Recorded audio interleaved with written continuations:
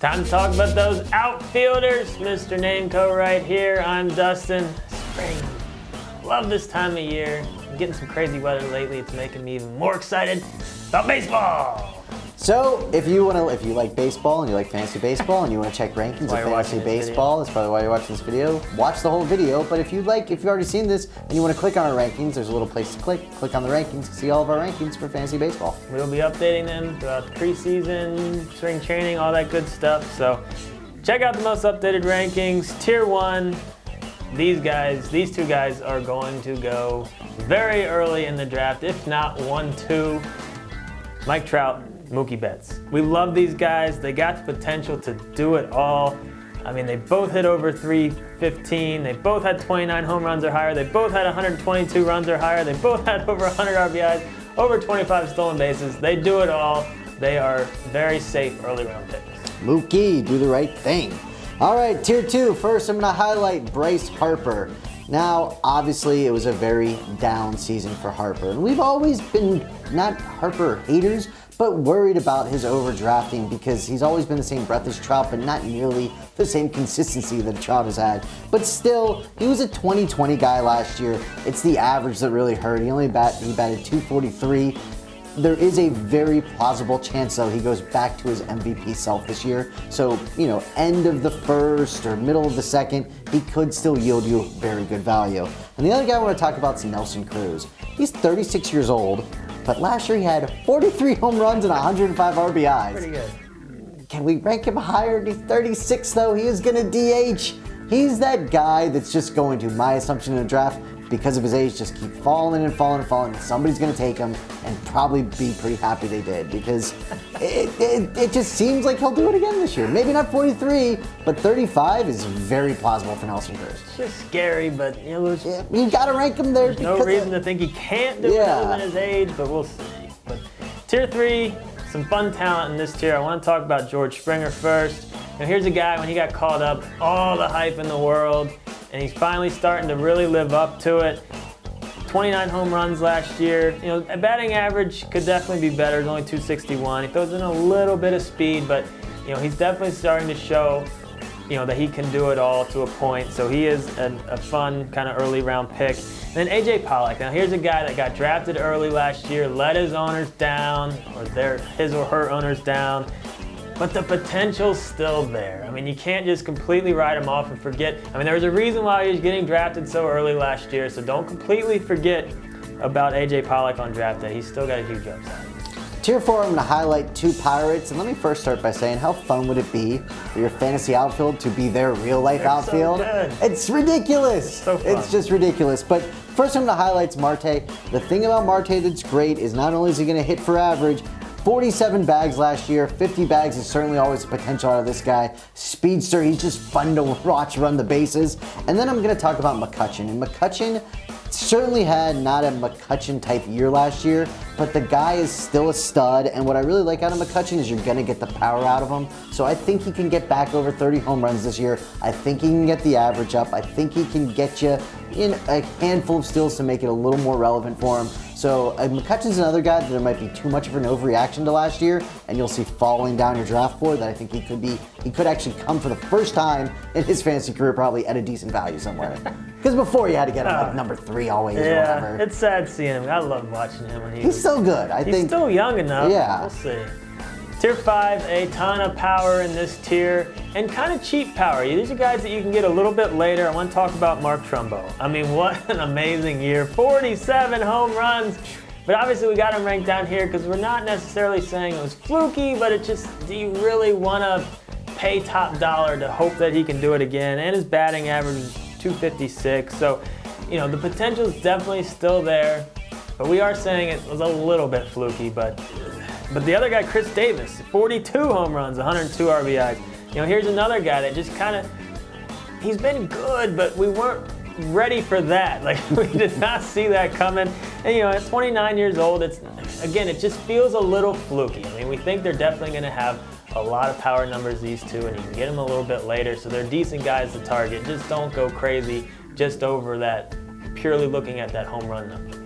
As we move into tier 6, we're just going to highlight one guy from here on out. And there's only one guy that I have to highlight here, and that is a boy that we had loved, even when he was in the minors, and that's Billy Hamilton. He steals so many bases, it's absolutely ridiculous. And Hamilton in 400 at-bats last year stole 58 bags. Pretty good. That is absurd. And the thing about this year in fantasy baseball, everyone keeps saying that bags are so hard to come by. You get a guy like Hamilton, and that's all of his value. But you get a guy like Hamilton in like a rotisserie league, you're feeling great about steals head-to-head. He can win the week for you by himself, so that's why he's there. Tier 7, I want to talk about Adam Jones. Now here's a guy that has always had all the hype around him, and he has had some solid seasons, but he's never really fully lived up to the hype for what people were hoping for. And at this point, what you see, I think, is what you get. I think you're going to get a decent average, you're going to get decent power, you're going to get decent runs, you're going to get decent RBIs. But the only reason he's down this far is just because we just don't see it going any higher than this. So the people before him, we just see have bigger upsides or other reasons to like them just a little bit more. But Adam Jones is still a guy that you can get at a good price tag, and he's going to give you solid stats. All right, tier 8, I'm going to talk about Andrew Benintendi.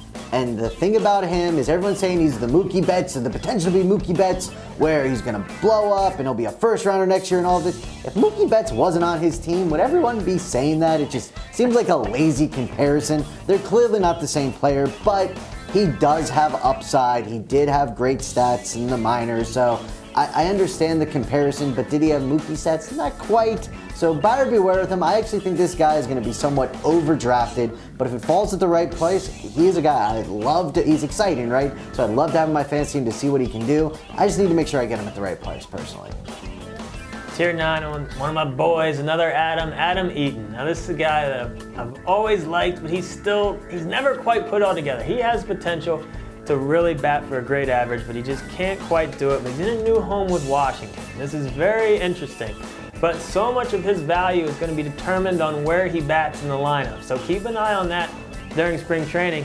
But if he ends up like batting second or even first for them, he could have huge value. But if it looks like as of now, it looks like he probably will be batting towards the bottom of the lineup, which obviously hurts him. But if he ends up leading off or batting second, I'd probably move him up at least another 5 spots from where we have him right now. But potential for average, decent power, and he does have some speed.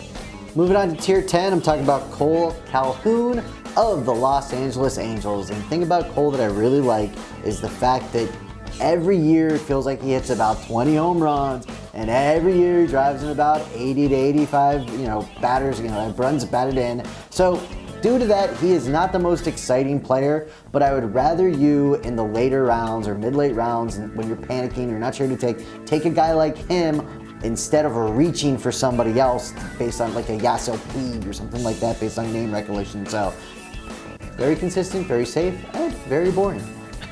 But it's okay to be boring sometimes. Sometimes. Tier 11, Mr. Jay Bruce. Now here's a guy that has just really been all over the place in terms of hype and production, and just it really looked like he was going to be the next big thing, and then he kind of tailed off. But last year he did get things going a little bit. His average is only 250, but over 30 home runs. We had right at 100 with 99 RBIs. He's at a new home with the Mets. Maybe a change of scenery gets things going for him, but the potential is still there at only 29 years old. He's a guy I'm going to be targeting just because of the potential and the price tag. He's still a guy that you don't want to overpay for because you don't know what you're going to get. But the potential's still there, and you'll be able to get him pretty cheap on draft day. As we look at tier 12, I'm actually going to highlight Yasiel Puig, and it's not working out. It's just flat out not working out. I don't know what to say. I mean, the kid's still only 26 years old, so sure, could he figure out things? But, at his first year, everyone thought that he was going to redefine baseball, and he's Bo Jackson reincarnated, and even though Bo's not dead, obviously, but you know what I mean? But the thing about Puig is he's just a kind of player, and the injuries kind of pile up. It doesn't feel like he ever gets his full at bats that he should. And, he's looking at 11 home runs last year, only 5 bags, about a 250 average. If you take away the name, he would not go nearly as high as his ADP sometimes suggests. So just be careful with him. Just know that it's not 3 or however many years ago when he broke onto the scene.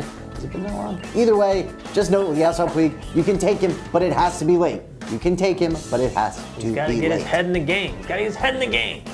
Carlos Gomez, I want to talk about in tier 3. Your boy! We've never liked Carlos Gomez. We did not like him going into last year. We said don't draft him, and he still got overdrafted, and he did terrible. I mean, we ranked him. He's only 31. He has had very solid seasons. There's a chance he could go back, but I've always thought that Carlos Gomez has had more hype than he should deserve. Was last year the year he was going in the first round? Was that last year or 2 years ago? So, Insane. maybe 2 years. We don't like him. Either way. All right, 14th tier, Curtis Granderson, 35 years old, but he had 30 bombs last year. And he looks good doing it. I mean, he swings hard, he's hitting the home runs. I think there's a realistic chance that he can be from the 25 to 35 range yet again. And if you can get 30 home runs this late in your draft, you got to go for it. Now, the reason he's also this late, there's a chance he does very much drop off as well. But again, you're taking gambles here, and I'm fine late in the draft taking gambles on older players to keep it going, or the young players with the breakout potential. So that's the outfield. Lots of players here. Get on the website to check our most updated rankings. Subscribe to the channel. Post a comment in the video. We're going to be responding to more comments on the videos, so go ahead and post in there. All right, switch hitter. Like this video. Pitching two to you. Outfield, hit some home runs. Nice. He's good at stuff. I knew he'd do it.